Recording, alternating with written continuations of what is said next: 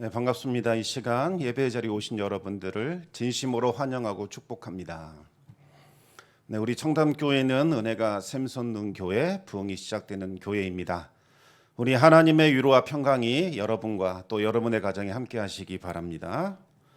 우리 그리스도인들을 향해서 세상의 빛, 이 세상의 소금이라고 부릅니다. 그 근거가 되는 말씀이 바로 오늘 본문입니다. 오늘 본문은 팔복 말씀 곧바로 이어져서 나오고 있습니다. 이 빛과 소금이라는 말씀은 아무에게나 주어진 것이 아니라 믿음으로 팔복을 지켜가면서 예수님을 따라가는 제자들, 그들에게 주신 말씀입니다. 따라서 이 빛과 소금이라는 말씀은 팔복과 아주 깊은 연관이 있습니다. 예수님을 따르던 사람들은 지난번 말씀드린 대로 크게 두 부류로 그렇게 나뉘어졌습니다. 하나는 무리들이었고 또 다른 하나는 제자들이었습니다. 이 무리들과 제자들은 예수님을 따라다니는 데에서는 공통점이 있지만 아주 큰 차이가 있습니다. 이 무리들은 예수님께서 고쳐주시고 먹여주시고 또 악령들을 물리쳐주시고 또 답답한 마음을 시원하게 해주시고 여러 가지 기적들을 보여주시는 것, 그것이 좋아서 예수님을 따라다니는 사람들이었습니다. 예수님을 따라다니다 보면 뭔가 세상살이에 도움이 될 것 같아서, 그리고 세상살이에 도움이 되는 세속적인 복락 때문에 예수님을 따라다니는 사람들이었습니다. 길이요 진리요 생명이신 예수님을 따르는 것이 아니라 세상살이에 도움이 되고 유익이 되는 것, 그것을 따르는 것이었지요. 만약 예수님을 따르는 것이 손해라고 판단된다면 그들은 가차없이 예수님을 떠나게 될 겁니다. 그러나 제자들은 그렇지 않습니다. 그들은 이 세상에서 잘 먹고 잘 살다 죽는 것, 그것을 인생의 전부로 여기지 않았습니다. 한 번 살다가 죽는 인생, 정말 먹고 사는 문제로 허비하지 않으리라 다짐을 합니다. 그러면서 영원한 가치, 하나님 나라, 영원한 생명을 꿈꾸며 하나님께서 기뻐하시는 삶을 살기로 결단하면서 변화를 추구합니다. 예수님 안에 감춰진 그 영원한 생명을 받아 누리고자 예수님을 따라다니는 거죠. 그래서 그들은 고난과 역경이 올지라도 예수님을 떠나지 않고 끝까지 따르게 됩니다.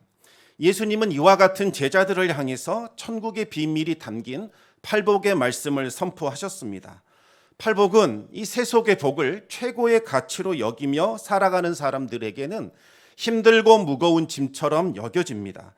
그러나 예수님을 따르고 영생을 누리며 천국 백성답게 살고자 하는 사람들에게는 그 어떤 보석보다도 귀하고 찬란한 말씀으로 다가오게 됩니다.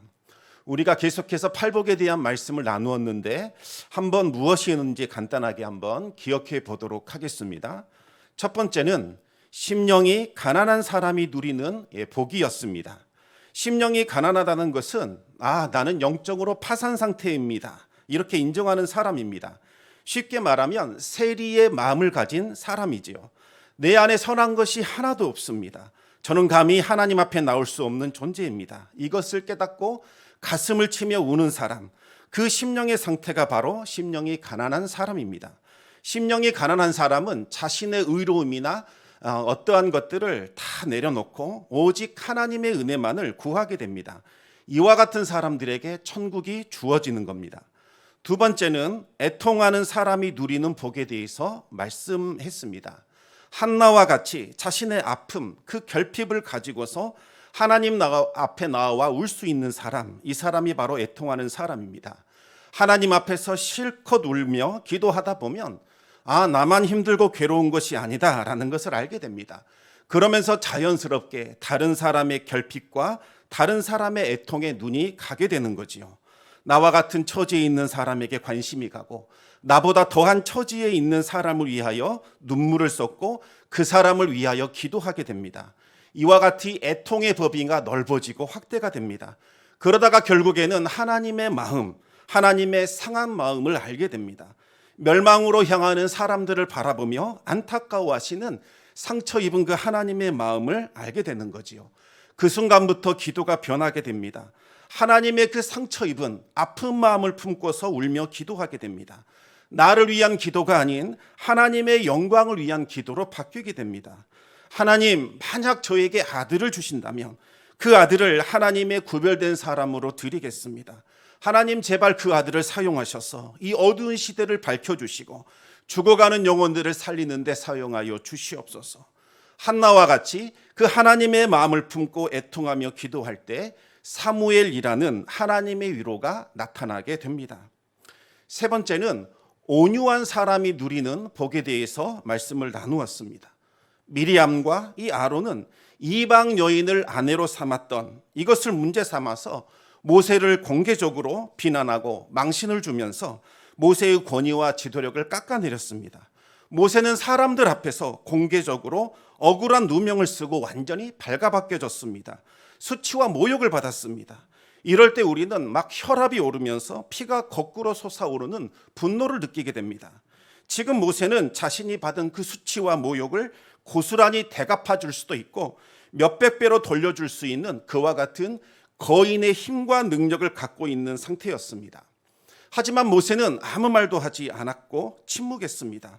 억울한 일을 당하고 수치와 모욕을 당하는 이 견디기 힘들고 어려운 상황 속에서도 스스로 내 힘으로 문제를 해결하지 않고 모든 통제권을 하나님께 내어드렸습니다.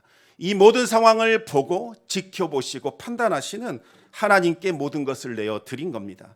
이것이 바로 온유함입니다. 내 혈기로 문제를 풀어내는 것이 아니라 하나님의 방법으로 하나님의 통치와 하나님의 다스리심으로 모든 문제를 해결할 때까지 기다려주는 것, 이것이 바로 온유함이죠. 하나님은 이 온유한 사람에게 땅을 기업으로 주십니다. 부동산을 주신다는 말이 아니라 온유한 사람, 그 사람이 있는 그 자리에 바로 천국의 기쁨과 즐거움과 풍성함이 넘치게 된다는 말입니다. 온유한 사람이 있는 곳에는 낙원이 만들어집니다. 온유한 사람이 있는 그 가정에는 천국이 임하게 되고 온유한 사람이 있는 직장에는 거기에 천국이 임하게 되는 겁니다. 온유한 사람이 있는 곳, 그곳에 젖과 꿀이 흐르는 풍성함이 넘쳐나게 됩니다. 그리고 하나님은 온유한 사람에게 자녀의 복을 주십니다. 자녀들이 어긋나지 않고 잘 자라줍니다.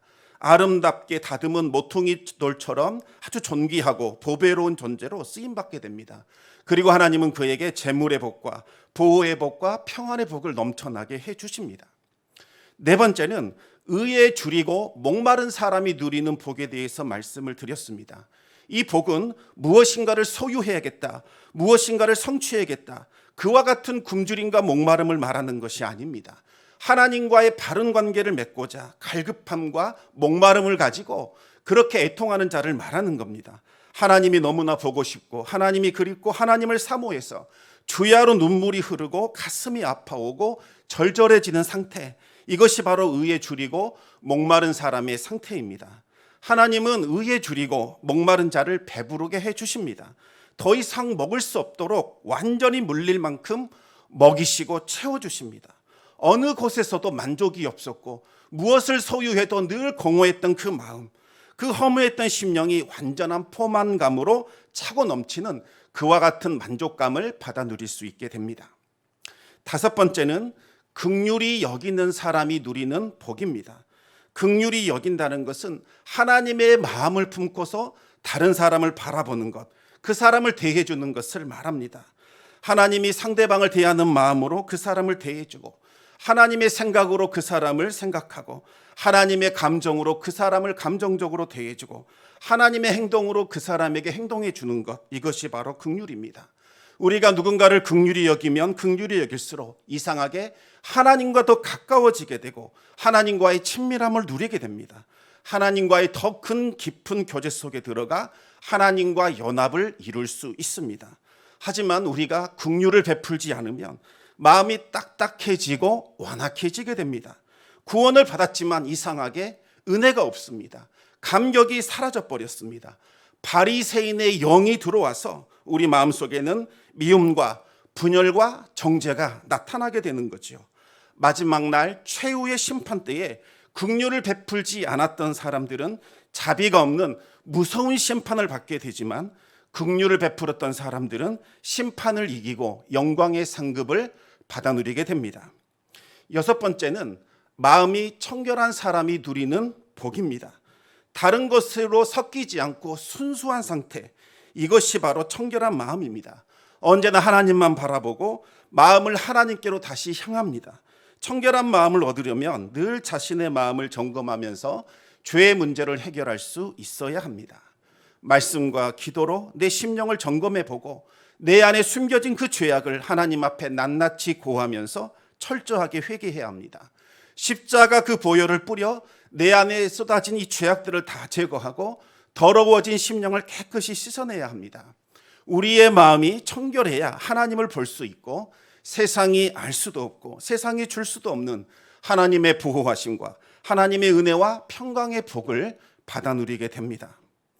7번째는 화평하게 하는 사람이 누리는 복입니다. 화평하게 하는 사람은 단순히 갈등과 다툼을 피하는 사람을 말하는 것이 아닙니다. 이미 흐트러져 버렸고 깨트려졌던 그 관계를 바로잡아가는 사람, 이 사람이 바로 화평하게 하는 사람입니다. 바나바는 바울의 핍박에 의해서 사랑했던 그 스데반 집사님이 돌에 맞아 죽는 그 비참함을 직접 목격을 했습니다. 또 모든 것을 바쳐서 세웠던 예루살렘 교회가 산산조각이 나는 아픔을 경험했습니다. 수많은 성도님들이 잡혀가서 옥에 갇히고 그들의 가정이 깨어지는 것을 직접 목격했습니다. 하지만 그 바울, 원수와 같은 바울이 회개하여 예루살렘 교회로 들어오려고 했을 때 바나바가 가장 먼저 나서서 바울을 용서해줬고 바울과 화해했습니다. 그리고 그 바울을 사도들에게로 데려가서 예루살렘 교회와 교제할 수 있는 길을 열어주었습니다. 그 결과로 예루살렘 교회뿐만 아니라 온 유대와 갈릴리아와 사마리아에 있는 모든 교회가 든든히 세워지고 부흥하는 일들이 나타나게 됩니다. 마지막으로 이 8번째는 의를 위하여 박해받는 사람이 누리는 복이었습니다. 의를 위한 삶을 중단하지 않고 계속해서 지속해 나아갈 때 세상은 우리를 칭찬하는 것이 아니라 핍박하고 박해를 가하게 됩니다. 세상의 그 화려함 속에 갇혀졌던 폭력과 죄악과 어둠을 성도들이 보여주기 때문입니다. 초대교회 성도들은 로마인들이 함부로 대했던 노예들을 형제로 대우하며 그들을 존중히 여겼고 동등하게 대해줬습니다. 길거리에 버려졌던 그 아이들을 데려다가 양육을 했습니다. 원형 경기장에서 즐겼던 그 피 흘리는 폭력과 사륙의 오락거리를 그리스도인들은 거부했고 그 자리에 들어가지 않았습니다. 로마의 그 죄악된 문화를 거부하고 거룩하고 성결한 삶을 살았던 결과는 욕을 먹고 배척당하고 박해받고 거짓 루머에 희생이 되어 악한 일을 당하는 것이었습니다. 그럼에도 불구하고 초대교회 성도들은 의를 위하여 이 살아가는 이와 같은 삶을 포기하지 않았습니다. 오히려 하늘의 상급을 바라보면서 그 박해를 기뻐하며 즐거워했지요. 죽음도 두려워하지 않는 이 성도들을 통해서 로마인들은 공포와 두려움을 느끼게 됩니다. 그리고 악을 행하고 있는 그 자신들에 대해서 환멸감을 갖게 됩니다. 박해가 커지면 커질수록 교회는 더욱더 커져갔고 로마 제국은 쇠퇴의 길을 걷게 됩니다. 결국 로마 제국은 멸망했고 교회는 온 세계로 뻗어가게 되었습니다. 예수님은 이와 같은 팔복의 말씀을 하신 후에 곧바로 소금과 빛의 비유를 말씀해 주셨습니다. 마태복음 5장 13절과 14절 말씀을 우리 같이 한번 읽어보겠습니다. 너희는 세상의 소금이니 소금이 만일 그 맛을 잃으면 무엇으로 짜게 하리요? 후에는 아무 쓸데없어 다만 밖에 벌어져 사람에게 밟힐 뿐이니라. 너희는 세상의 빛이라. 산 위에 있는 동네가 숨겨지지 못할 것이요. 여기서 가장 중요한 것은 소금이 되어라, 빛이 되어라 이렇게 말씀하신 것이 아니라 너희는 세상의 소금이다, 너희는 세상의 빛이다 이렇게 선언하셨다는 겁니다. 둘 차이는 하늘과 땅만큼 차이가 있습니다. 어떤 차이가 있을까요? 소금이 되어라라는 말은 너는 아직 소금은 아니다, 열심히 노력해서 소금이 되어라 이와 같은 말이 되는 거지요. 빛이 되어라도 마찬가지입니다. 너희는 아직 빛은 아니다, 그러나 더욱더 분발해서 한번 빛이 되어보자 이렇게 해석이 됩니다. 하지만 예수님은 그렇게 말씀하지 않으셨습니다. 너희는 소금이다, 너희는 빛이다 선언하셨습니다.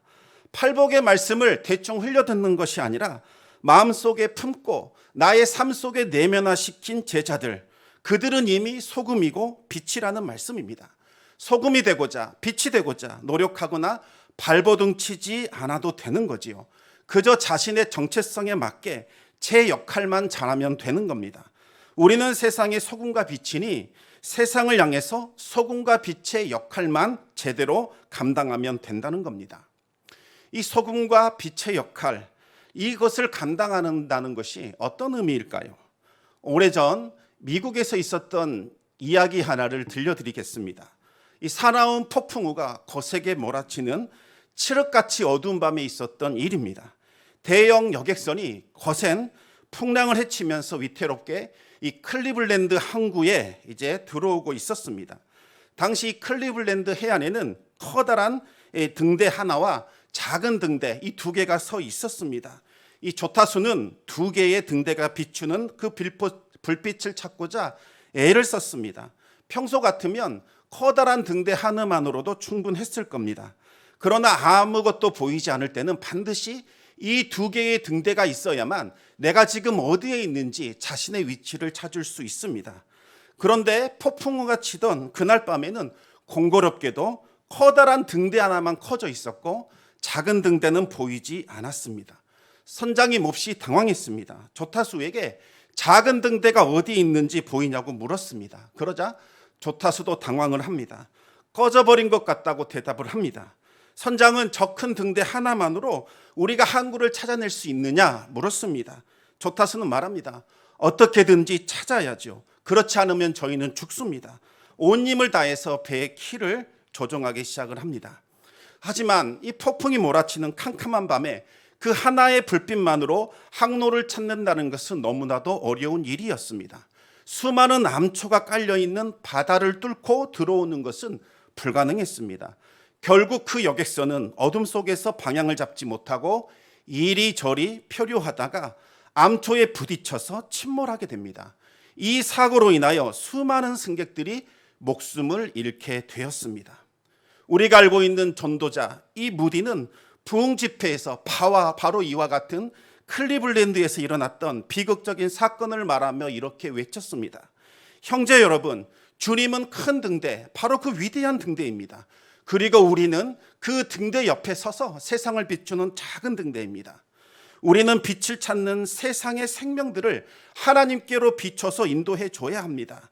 사람들은 일상생활에서 매일매일 우리를 보고 있습니다. 우리의 행동은 곧 그리스도의 증거이고 우리의 착한 행실은 그리스도의 빛을 발하는 것입니다. 성도의 행동이 불신자들에게 실망을 주게 된다면 불신자는 무엇을 보고 하나님께로 나올 수 있겠습니까? 무디의 부흥 집회에는 이 블리스라는 사람이 음악을 통해서 그 집회를 돕고 있었습니다. 블리스는 무디의 설교를 듣고 큰 충격을 받았습니다. 그때 그가 받았던 그 영감을 찬송으로 쓰게 되는데 그 찬송이 바로 찬송가 510장 하나님의 진리 등대입니다. 우리 이 시간 한번 찬송가 510장 1절부터 3절까지 이 상황을 한번 염두에 두고 한번 같이 불러보도록 하겠습니다.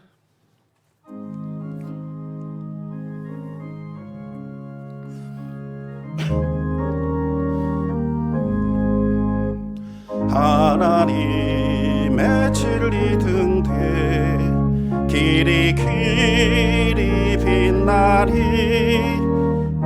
우리들도 등대 되어 주의 사랑 비추세 우리 작은 불을 켜서 험한 바다 비추세 물에 빠져 헤매느니 건져내어 살리세 죄의 밤은 깊어가고 성난 물결 설렌다 어디 불빛 없는가고 찾는 물이 많구나 우리 작은 불을 켜서 험한 바다 비추세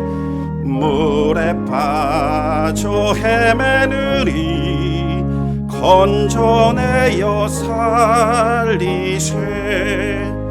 너의 등불 돋우어라.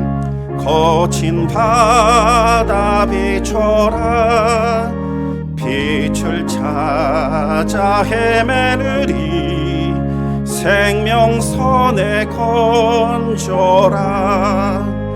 우리 작은 불을 켜서 험한 바다 비추세. 물에 빠져 헤매느니 건져내어 살리세. 이 빛의 역할을 하라는 것은 우리 안에 있는 그 빛으로 사망과 어둠의 권세에 놓여 있는 세상을 비추라는 겁니다. 소금의 역할을 하라는 것은 우리 안에 있는 하나님의 생명으로 세상이 썩어지지 않게 하라는 거지요. 이것이 무엇인지 구약 말씀을 통해서 한번 다른 각도로 살펴보겠습니다. 우리 함께 민수기 6장 24절 말씀을 같이 한번 읽겠습니다. 여호와는 내게 복을 주시고 너를 지키시기를 원하며. 아멘. 이것은 대제사장의 축복 기도입니다. 이 축복문은 대제사장이 작성한 것이 아니라 하나님께서 직접 이 축복문을 주시면서 이렇게 축복하라고 말씀을 하셨습니다. 대제사장이 이 축복문을 따라 이스라엘을 축복하면 하나님께서 이스라엘에게 복을 주시겠다고 약속을 하셨습니다. 그런데 이 축복문에서 가장 먼저 나오는 복이 바로 이스라엘을 지켜주시는 복입니다. 바로 이 지켜준다는 말이 소금이라는 단어와 같습니다. 지켜준다는 말은 울타리를 만들어서 보호해 주는 것을 뜻합니다. 광야 생활에서 가장 중요한 것이 바로 보호받는 겁니다. 가난과 재앙과 질병과 전쟁과 악의 세력으로부터 울타리를 쳐서 보존하는 것입니다. 하나님은 이스라엘을 이 맹수들의 공격, 원수들의 침략, 뜨거운 태양, 한밤의 추위로부터 보호하시고 그들을 목마름과 굶주림과 전염병으로 보존해 주셨습니다. 하나님의 이 보호하심과 지켜주심을 상징하는 것, 이것이 바로 소금입니다. 소금이 하는 역할이 생명을 보호하고 지켜주는 것이기 때문입니다. 유대인들은 소금 안에 있는 그 짠맛에는 생명을 지켜주고 보호하는 어떤 생명력이 들어있다고 믿었습니다. 그래서 이쪽 소금의 짠 성분이 들어있는 생명력이 음식물로 들어가면 음식물을 생기 있게 만들어줘서 상하지 않게, 썩지 않게, 부패하지 않게 만들어준다고 믿었습니다. 하나님께서 우리를 지켜주신다는 말씀은 하나님이 소금이 되어주셔서 우리를 보호해 주시고 우리의 생명력을 유지시켜 주신다는 것과 같은 의미입니다. 다음으로 우리 민수기 6장 25절 말씀을 읽겠습니다. 여호와는 그의 얼굴을 내게 비추사 은혜 베푸시기를 원하며. 아멘. 축복문에서 두 번째로 나오는 복이 바로 하나님의 얼굴을 비춰주는 겁니다. 어둠은 아무것도 못하도록 만듭니다. 칠흑 같은 어둠에 있으면 우리는 그 자리에 서서 꼼짝도 못하고 아무것도 할 수 없습니다. 그런데 이 어둠을 몰아내는 것이 빛입니다. 빛은 어둠을 몰아내서 자유와 해방을 줍니다. 하나님의 얼굴에서 나오는 그 빛이 우리에게 비춰지면 모든 어둠과 사망의 권세는 물러가고 우리에게 구원과 자유가 주어지게 됩니다. 하나님의 빛이 비춰지는 곳마다 새로운 삶이 시작되고 소망이 생겨나게 되는 거죠. 빛의 역할이 무엇인지를 잘 보여주는 것이 유대인들이 가지고 있는 이 하루에 대한 개념입니다. 유대인들의 하루는 아침에 시작되는 것이 아니라 해가 저물어 어두워질 때, 이때부터 하루가 시작이 되는 겁니다. 그렇게 해서 하루는 빛으로 끝나게 되는 겁니다. 하나님은 어둠을 몰아내시고 빛을 만드는 일을 하신다는 거죠. 하나님의 빛은 흑암의 권세를 물러가게 하시고 구원과 자유를 베풀어 주십니다. 빛은 진리를 드러냅니다. 어둠 속에 숨어 있는 바로 그 거짓의 권세들을 몰아냅니다. 그리고 모든 묶임과 저주를 끊어내고 자유와 기쁨을 주는 거죠. 정리하자면 대제사장은 하나님이 이스라엘에게 소금과 빛이 되어달라고 축복을 한 겁니다. 그러면 하나님의 그 생명력이 소금의 짠맛처럼 이스라엘 안으로 침투해 들어오게 됩니다. 그러면 이스라엘 안에는 생명력이 다시 살아나서 활력을 얻게 되고 생명활동을 활발하게 하게 됩니다. 그리고 소금이 바이러스나 세균의 활동을 억제하는 것처럼 각종 재앙과 전쟁과 질병으로부터 이스라엘을 보호하게 되는 겁니다. 또 하나님의 빛이 이스라엘을 비춰서 모든 거짓을 폭로하고 진리와 생명을 드러냅니다. 하나님의 빛은 죄와 사망과 흑암의 권세를 몰아내고 모든 묶인 것, 매인 것을 풀어내고 구원과 자유를 줍니다. 하나님의 빛은 절망을 소망으로 바꾸고 새로운 삶을 시작할 수 있게 해줍니다. 하나님은 대제사장을 통해서 이스라엘에게 빛과 소금이 되어 주시겠다 약속하셨습니다. 그러면서 동시에 이스라엘 너희들이 온 땅을 향한 빛과 소금이 되어야 한다고 말씀하셨습니다. 그래서 이스라엘을 제사장 나라로 삼으셔서 빛과 소금의 사명을 감당하게 하신 겁니다. 하지만 이스라엘은 빛과 소금이 되는 사명을 버렸습니다. 그들은 우상 숭배에 빠져서 하나님을 떠났고 세상을 썩게 하고 부패하게 만들고 어둠을 가져다 주는 악의 온상지로 변질되어 버렸습니다. 하나님은 이스라엘이 실패했던 바로 그 빛과 소금의 사명을 완성시키고자 예수님을 이 땅에 보내주셨습니다. 예수님은 십자가에 달려 죽으셔서 하나님의 뜻을 이루셨습니다. 믿음으로 이제 그 팔복을 지키면서 예수님을 따라가는 그 제자들, 그들을 세상의 소금과 세상의 빛으로 만들어 주신 겁니다. 예수님의 제자들이 팔복을 지키면서 빛과 소금의 사명을 감당할 때에 사탄의 왕국은 무너지게 되고 구원받는 백성들이 나타나게 되는 거죠. 오늘 본문은 팔복을 지키며 예수님을 따른다는 것, 다시 말하면 소금과 빛의 사명을 감당한다는 것이 무엇인지를 크게 두 가지로 말씀하고 있습니다. 첫 번째는 짠맛을 잃지 않아야 합니다. 짠맛은 이 소금의 본질이자 정체성입니다. 소금이 짠맛을 잃어버리면 소금의 역할을 할 수 없습니다. 그런데 어떻게 소금이 짠맛을 잃어버릴 수 있을까요? 이스라엘의 소금이 무엇인지를 알면 소금이 짠맛을 잃어버린다는 것이 무엇인지 알 수 있습니다. 우리는 소금을 얻을 때 바닷물을 증발시켜서 소금을 얻습니다. 하지만 이스라엘은 이 사해라고 하는 바다에 가서 염분이 침전된 돌소금을 가져오면 됩니다. 이것을 가져다가 필요할 때마다 물에 녹여서 소금을 얻었습니다. 그런데 가져올 때는 분명히 짠맛이 있는 돌소금이었습니다. 그런데 사용하려고 봤더니 짠맛이 전혀 나지 않은 그와 같은 것이 있었습니다. 왜 이런 일이 일어났을까요? 습기가 이 돌소금에 잔뜩 묻어 있으면 염분이 다 빠져나가게 됩니다. 습기 때문에 짠맛을 잃어버리게 되는 거죠. 이와 같은 돌소금은 아무 쓸모가 없어서 밖에 버려지게 되는 겁니다. 누가복음에는 땅에도 거름에도 쓸데없어 내버린다 말씀하고 있습니다. 로마서를 보면 이와 같이 내어버림을 당하는 사람들의 이야기가 나옵니다. 우리 로마서 1장 24절 말씀을 읽어보겠습니다. 그러므로 하나님께서 그들을 마음의 정욕대로 더러움에 내버려 두사 그들의 몸을 서로 욕되게 하게 하셨으니, 성령을 거슬려서 정욕대로 살면 하나님께서 내버려 두십니다. 로마서 1장 26절 말씀을 같이 읽겠습니다.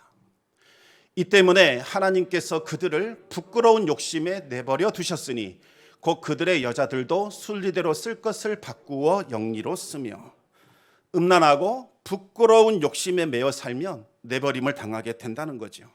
소금의 사명을 감당하기를 원한다면 짠맛을 잃어서는 안 됩니다. 짠맛은 바로 거룩함입니다. 거룩함을 잃는 것, 이것이 짠맛을 잃는 것과 같습니다. 십자가를 통해서 우리에게 주신 그 구원, 그것을 가볍게 여기며 이전과 같이 죄와 정욕과 탐욕과 음란함에 이끌려 산다면 거룩함을 잃어버리게 됩니다. 거룩함을 잃으면 습기의 짠맛을 잃어버린 돌소금처럼 아무 쓸데가 없습니다. 성도라고 아무리 우길지라도 그 사람을 통해서 아무런 생명도 아무런 능력도 나타나지 않습니다. 땅에도 거름에도 쓸데없어 내버림을 당하게 되는 겁니다.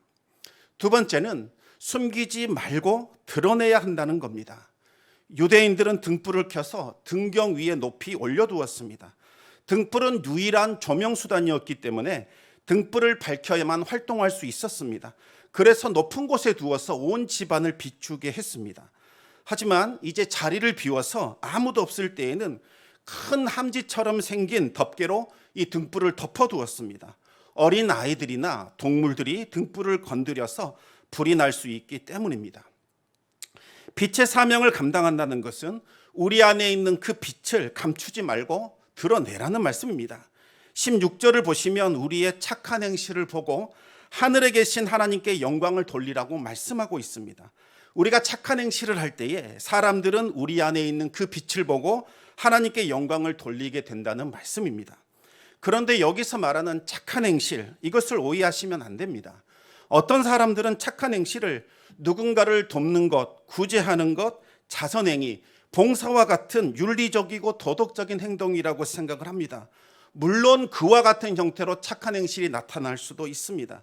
그러나 그와 같은 행동 자체가 착한 행실은 아닙니다.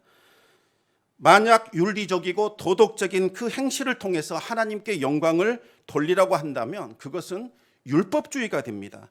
인간이 만들어낸 그 착하고 선한 행동을 통해서 하나님이 영광을 받는다고 주장하는 것이기 때문입니다. 하지만 우리 인간은 타고난 죄인이요, 우리 인간은 죄를 만들고 생산해내는 죄의 공장들입니다. 우리는 절대로 선을 행할 수 없고 의로울 수도 없습니다. 착한 행실이라는 것은 윤리적이거나 도덕적인 행동을 말하는 것이 아닙니다. 착한 행실은 한마디로 우리 안에 계신 예수님을 드러내는 것, 이것을 착한 행실이라고 부르는 겁니다. 우리 안에 있는 하나님의 빛, 이것을 드러내는 겁니다. 십자가를 통해서 우리에게 부어주신 하나님의 사랑을 다른 사람에게 전하고 보여주는 것, 이것이 바로 착한 행실입니다. 내가 받은 은혜를 다른 사람들에게 베푸는 겁니다. 우리가 팔복을 마음에 새기고 하나님만을 섬기면서 서로 사랑하고 용서하고 화해하고 섬길 때 우리는 세상의 빛과 소금으로 살아갈 수 있는 겁니다. 어떤 책에 나온 예화를 말씀드리고 이제 말씀을 마치겠습니다. 톰슨이라는 여선생님이 있었습니다. 5학년 담임을 맡았는데 개학날 첫날 아이들에게 나는 너희들 모두를 똑같이 사랑한다 이렇게 말했습니다. 그런데 맨 앞자리에 앉아있는 작은 아이, 등이 구부러진 남자아이, 이 테드라는 아이를 보면서 이것은 불가능하구나라는 것을 깨닫게 됩니다. 테디는 다른 아이들과 어울리지 못했습니다. 옷이 늘 단정하지 못했고 잘 씻지도 않아서 냄새가 났습니다. 테디를 볼 때마다 기분이 불쾌해졌습니다. 테디가 시험을 너무나 못 쳤는데 그 아이의 이 성적표, 시험지 채점할 때 이 X자를 그을 때마다 쾌감이 느껴졌고 빵점을 주는 것이 즐겁게 느껴지기까지 했습니다. 그런데 어느 날 이 테디라는 아이의 생활 기록부를 보면서 깜짝 놀랐습니다. 1학년 때 기록란을 보니까 이렇게 적혀 있었습니다. 잘 웃고 밝음, 일을 마무리하고 예절이 바름, 함께 있으면 즐거움. 2학년 때 보니까 반 친구 아이들이 좋아하는 훌륭한 학생, 그런데 어머니가 불치병에 걸림, 가정생활이 어려움, 이렇게 적혀 있습니다. 3학년 난에는 어머니가 돌아가셔서 마음고생을 많이 함, 최선을 다하지만 아버지가 관심이 없음, 누군가가 돕지 않는다면 이제 학교 생활까지 영향을 미치게 될 것임. 4학년 때 란을 보니까 내성적이고 학교에 관심이 없음, 친구가 많지 않고 수업 시간에 잠을 자기도 함, 이렇게 기록되어 있었습니다. 톰슨 선생님은 그제야 이 아이에게 어떤 일이 일어났는지를 알게 되었습니다. 테디를 오해하고 미워했던 자신이 한없이 부끄러워졌습니다. 하지만 이 아이에게 어떻게 해야 할지 알지 못했습니다. 그러던 중에 크리스마스가 되었고 아이들이 다 선물을 가져왔습니다. 다들 예쁘게 포장을 해왔는데 테디야만 식료품 봉투에 어설프게 포장을 해서 가져온 겁니다. 선생님은 다른 선물을 다 제쳐두고 테디의 선물부터 포장을 뜯었습니다. 그랬더니 알이 빠져있는 가짜 다이아몬드 팔찌 하나, 그리고 쓰다가 조금 남은 향수병, 이 2개가 나왔습니다. 그것을 본 아이들이 웃기 시작을 했습니다. 선생님은 얼른 그 팔찌를 차고서 예쁘다 감탄을 해줍니다.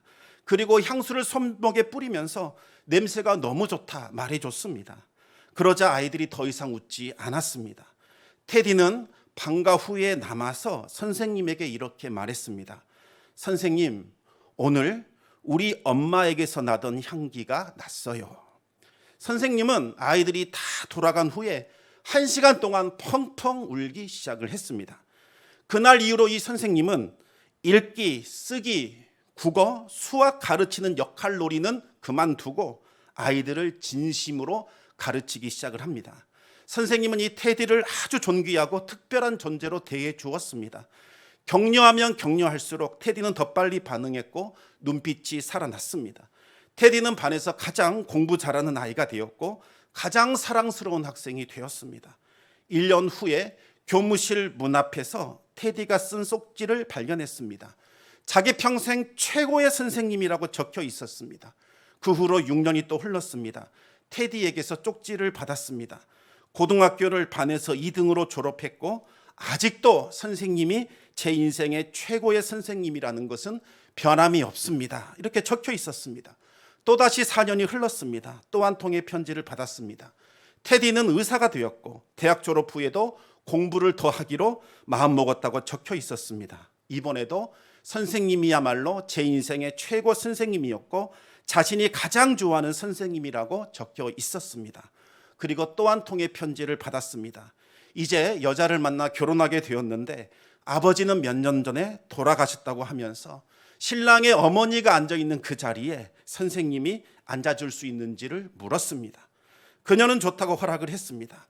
선생님을 만난 그 자리에서 두 사람은 포옹을 합니다. 그때 테디가 귓속말로 선생님께 이렇게 말을 했습니다. 선생님, 절 믿어주셔서 감사합니다. 제가 중요한 사람이라고 생각할 수 있게 해주셔서, 그리고 제가 훌륭한 일을 해낼 수 있다는 것을 알게 해주셔서 정말 감사합니다. 선생님은 눈물을 쏟으면서 역시 속삭였습니다. 테디야, 너는 완전히 잘못 알고 있구나. 내가 훌륭한 일을 해낼 수 있다고 알려준 건 바로 너였다. 너를 만나기 전까지는 나는 가르치는 법을 전혀 몰랐단다. 빛과 소금으로 살라는 것은 우리가 받은 그 하나님의 고귀한 사랑, 나같이 무기력한 자, 보잘것없는 자, 아무것도 아닌 자, 이와 같은 존재를 사랑히 여기시고 존귀 여기시고 높여주셔서 나를 하나님의 자녀로 삼아주시고 피 흘려 십자가에서 고통당하여 죽으신 그 하나님의 사랑, 그 사랑을 내가 기억하고 그 사랑을 다른 사람에게 비추라는 겁니다. 나의 섬김, 나의 나눔을 통하여 하나님의 사랑이 그 사람의 마음속에 녹아져 들어가도록 그렇게 하라는 말씀입니다. 성령 안에서 우리가 그 사랑을 실천하고 나눌 때에 상대방에게는 크고 놀라운 변화가 일어나게 됩니다. 그 사람을 오랫동안 묶고 있었던 그 어둠의 권세, 묶임의 권세가 풀려지기 시작합니다. 그동안 어둠 속에서 울며 방황했던 그 사람에게 하나님의 영광의 빛이 비추기 시작하면서 그가 걸어가야 할 길이 보이기 시작합니다. 내 인생은 더 이상 어둡지 않구나. 내가 가야 할 길이 있구나. 그것을 깨닫게 됩니다.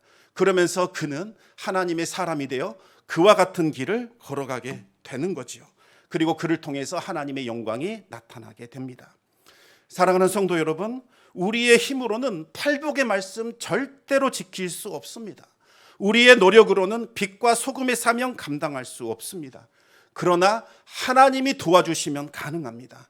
하나님의 은혜로만 가능합니다. 성령의 도우심으로 우리는 할 수 있습니다. 우리가 하나님을 사랑하는 것이 아니라 하나님이 우리를 사랑하셨습니다. 우리가 죄인이었을 때, 하나님을 저주하고 있었을 때, 하나님을 떠나 살고 있었을 바로 그때에 하나님 우리를 사랑해 주셨고 그 사랑이 우리를 하나님께로 인도해 주신 겁니다. 성령의 도우심이 있어야 우리는 하나님을 사랑할 수 있고 이웃을 사랑할 수 있습니다. 예수님의 십자가 은혜를 경험해야 우리는 이웃을 용서할 수 있고 이웃과 화해할 수 있는 겁니다. 하나님의 그 사랑과 하나님께로 받은 그 은혜를 가지고 우리가 이웃을 사랑할 때에 비로소 빛과 소금의 역할을 감당할 수 있는 겁니다. 하나님의 사랑을 나누고 베푸는 곳에 죄와 사망과 흑암의 권세가 물러가고 묶인 것, 매인 것이 풀어지게 됩니다. 절망이 소망으로 바뀌게 되고 새로운 삶이 시작되는 겁니다. 하나님을 사랑하고 이웃을 사랑하심으로써 빛과 소금으로 살아갈 수 있기를 우리 주님의 이름으로 축원합니다. 기도하겠습니다. 하나님 아버지, 우리는 정말 보잘것없는 죄인 중에 죄인이었습니다. 아무런 소망이 없었고 멸망을 향하여 걸어가던 아버지 하나님 그와 같은 존재들이었습니다. 그런데 하나님께서 우리를 택정하여 주시사 하나님의 은혜로 하나님 자녀 삼아 주시고 하늘에 있는 비밀들을 깨닫게 하여 주시고 하나님 나라를 유업으로 받는 주님의 백성 삼아 주셨습니다. 이 사랑을 감추지 않게 하여 주시고 이 은혜를 잊어버리지 않게 하여 주시고 날마다 마음에 품으며 살아갈 수 있도록 인도하여 주시옵소서. 내가 받은 사랑 다른 사람에게도 흘려보내게 하여 주시고 내가 받은 은혜 다른 사람들도 경험할 수 있도록 살아가는 빛과 소금이 되게 하여 주시옵소서. 모든 말씀 우리 주 예수 그리스도 이름으로 기도드리옵나이다.